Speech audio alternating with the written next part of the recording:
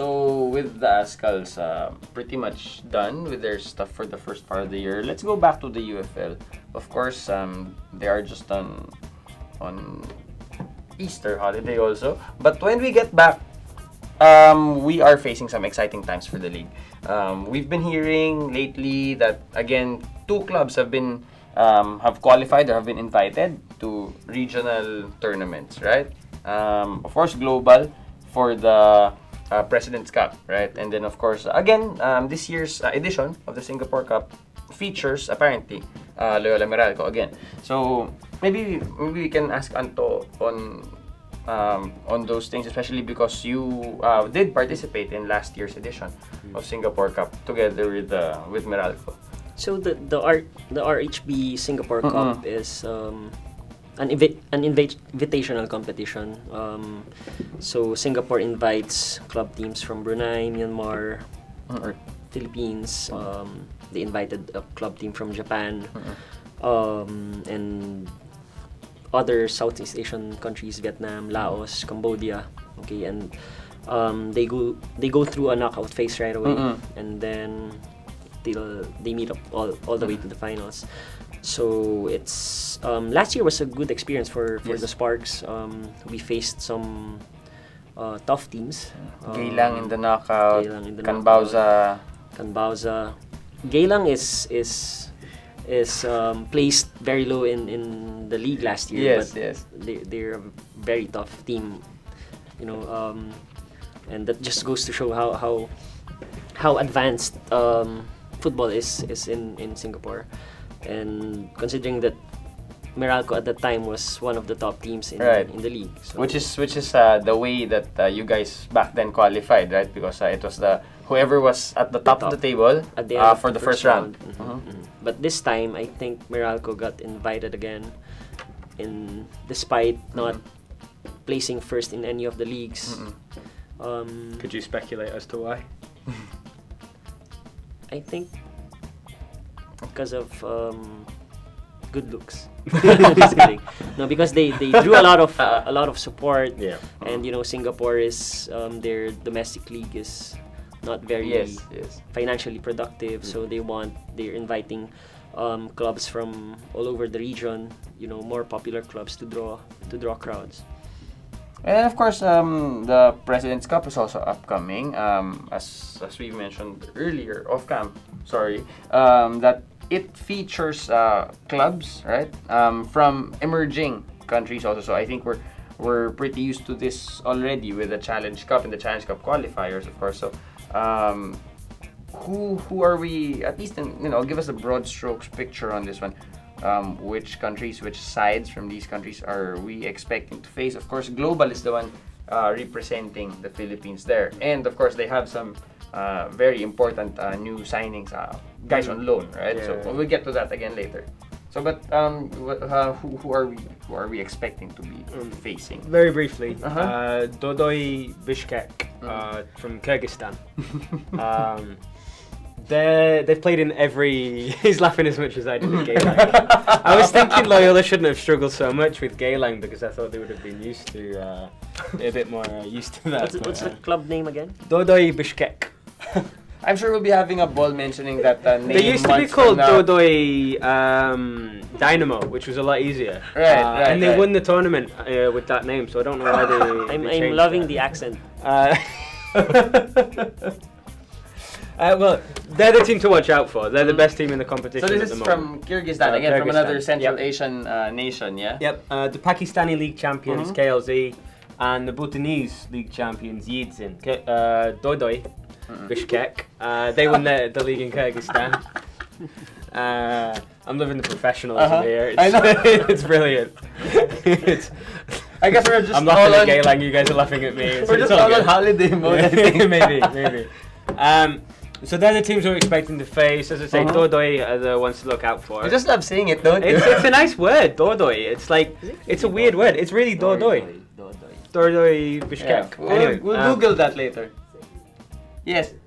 Oh yeah, they'll be in Cebu. Oh, they They'll are. be playing those. Nice, games in Cebu. nice. And So Global, they've signed Jason De Hong on loan and Ed Sacabano on loan. Yes. Both vital players for their clubs. Mhm. So it's interesting that that's happened because I don't know of any other league where teams would be willing to loan out their best players or their key men. To the strongest team currently. Who were in the right? league. I mean, when the loan was announced, Stallions were still unbeaten. They were about to face Global, I think, and so it was a really interesting move.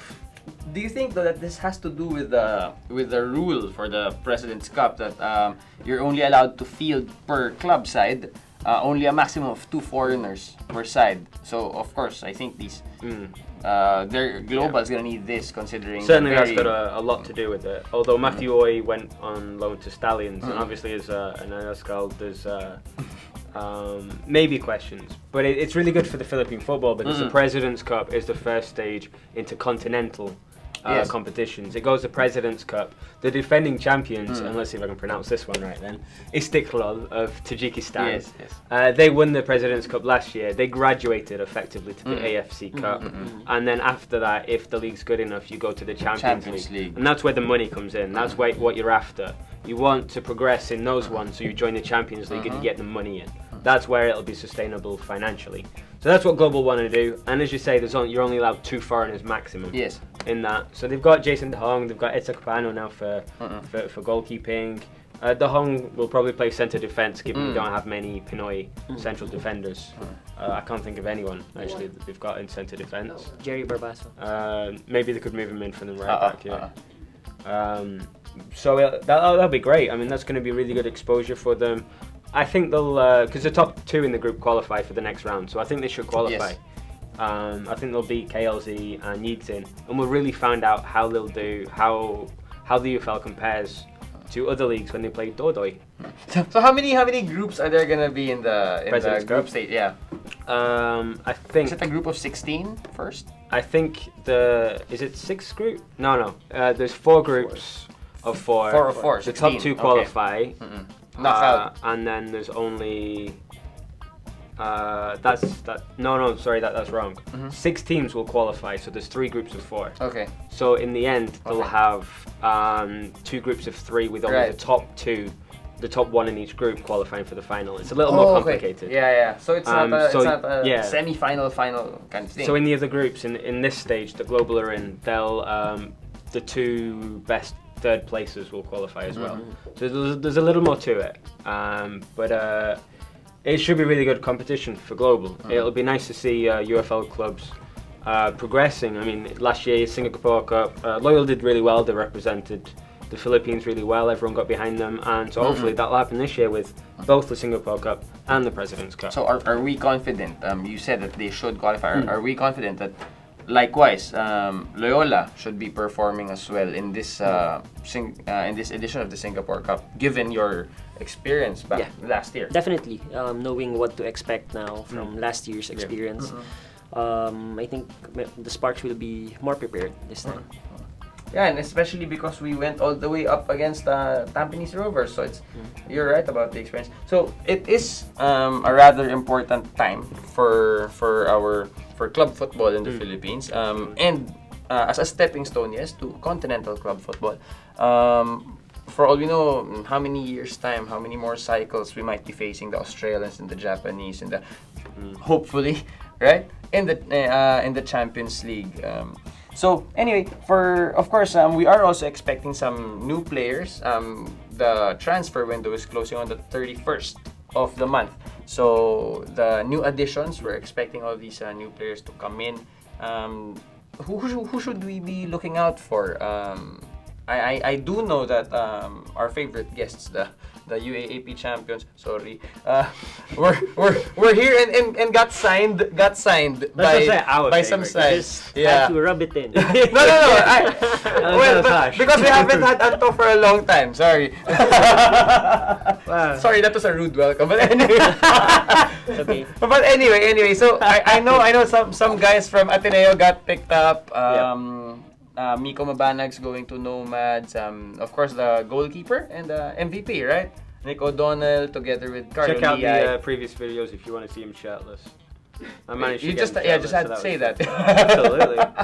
Absolutely. You Nick, enjoyed it. I enjoyed watching him squirm a little bit. You gotta get some satisfaction if you're gonna lose the final.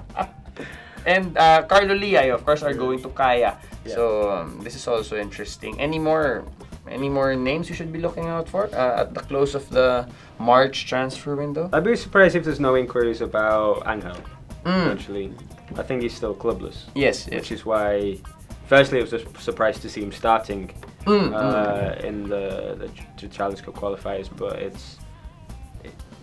I'd be surprised if there weren't more inquiries about him. His last stint being at the Indian League, right? With Salgaocar. Yeah, then he went to Spain, one of the really right. like they just go to the games and try out in the hope the scouts are there to pick them out. Well, kind of we'll look out for that Yeah. as well. Of course, Yeah. He'd be the biggest name, I The think. first matches will resume on Easter Tuesday. Mm. So, well, for more updates, of course, on exciting times in the UFL, of course, with these. You can plug yourself. You don't have a club now. He's the one who said about Ateneo, not me. He doesn't have a keeper now. Well, if this goes out before March 31, if anyone wants a goalkeeper, just give me a shout. At Roy Munders, just tweet me there. I think you still have like what, 3 days, 4 days. Yeah. Pachanga looking for a sub goalkeeper. I don't know. Ouch. Well, for more updates, if Roy gets signed in time for the resumption of the games, please follow us at FTW Sports.